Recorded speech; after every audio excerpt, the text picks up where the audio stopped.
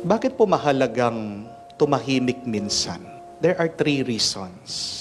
3 dahilan bakit kailangan minsan mabuti din tumahimik. Sometimes it is important to be silent. Amen? The first reason is, when you are silent, you are safe from problems. Meron pong isang kwento tungkol sa isang rebelde, nahuli po doon sa Russia.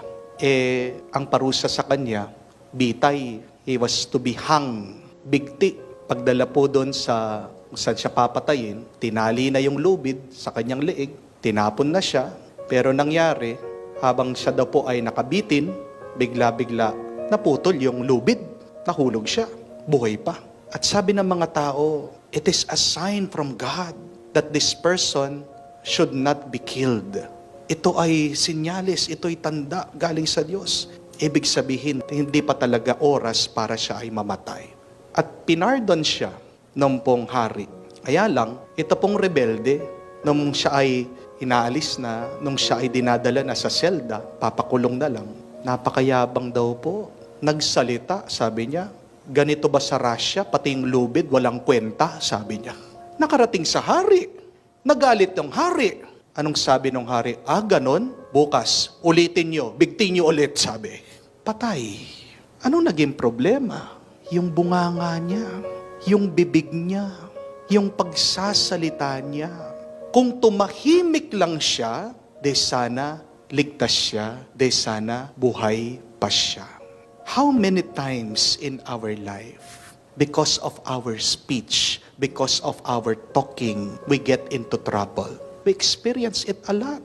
At pinapaalala ito ng libro ng Proverbs. Sabi po niya, whoever keeps his mouth silent, whoever keeps his tongue, keeps himself out of trouble.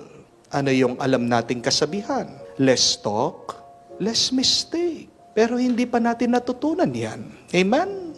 Marami sa atin, maiingay, talkative. Pero tingnan niyo po, anong pinagmumulan ng away? Yung salita. Kasi yung salita na ipapasa-pasa.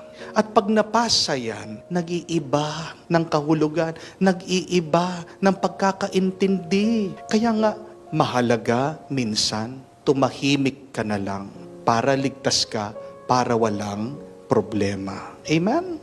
The second is, when you are silent, you are powerful. When you are silent, you are wise. When you are silent, you are strong. Pansinin niyo po, kamukha ikaw ay nakasakay sa bus, sa jeep.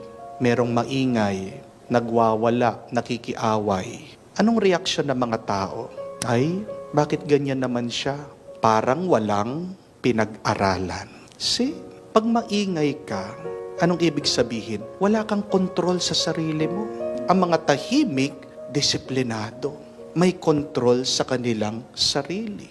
Mahihina yung mga maiingay. At tandaan niyo po ito, pag nag-iingay ka, meron kang nasasabi na hindi mo naman dapat sabihin. Pag nalaman ng ibang tao yan, gagamitin pa nila laban sa iyo. Amen?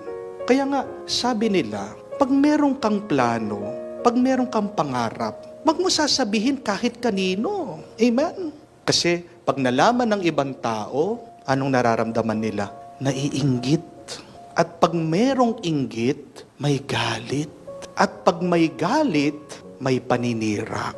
Ano po ang sabi din ng Book of Proverbs? Napakaganda. Even a fool who keeps silent is considered wise. When he closes his lips, he is deemed intelligent. Mas maganda yung tahimik ka na lang kasi gagalangin ka ng mga tao. Pero kung ang ingay-ingay mo, napakahirap galangin ng taong yon. Amen? Kung gusto mong maging mas malakas, kung gusto mong maging mas matalino, marunong, learn to keep your mouth shut. Learn to be silent. Dahil alam naman natin ang kasabihan, deep water is silent. Clear water runs deep. Yung malinis na tubig, malalim yan. Pero yung mababaw na tubig, maingay yan. Di po ba? Pag maingay ang isang tao, mababaw lang. Pero pag tahimik yan, anong ibig sabihin? Malalim mag-isip, maraming karunungan. Iyan yung malakas, may control sa kanyang sarili. But third and lastly, it is important to be silent sometimes. Why? Because you become closer to God. Tandaan niyo po yan. Hindi ka mapapalapit sa Diyos kung maingay ka.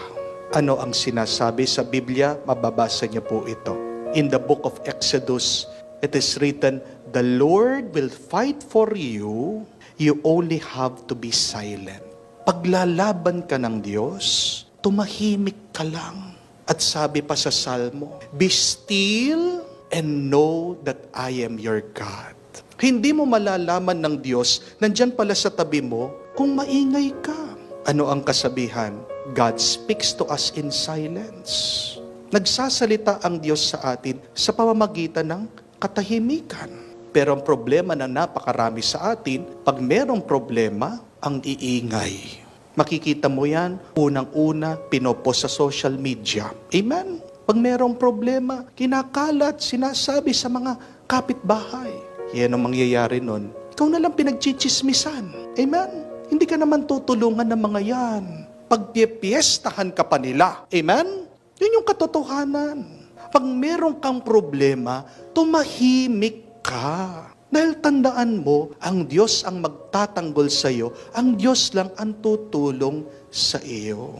Ano man problema yan? Problema mo sa asawa mo, problema mo sa mga anak mo, problema mo sa sakit mo. Always open your heart to the Lord and remember that line, the Lord will fight for you if only you are still, if only you are silent.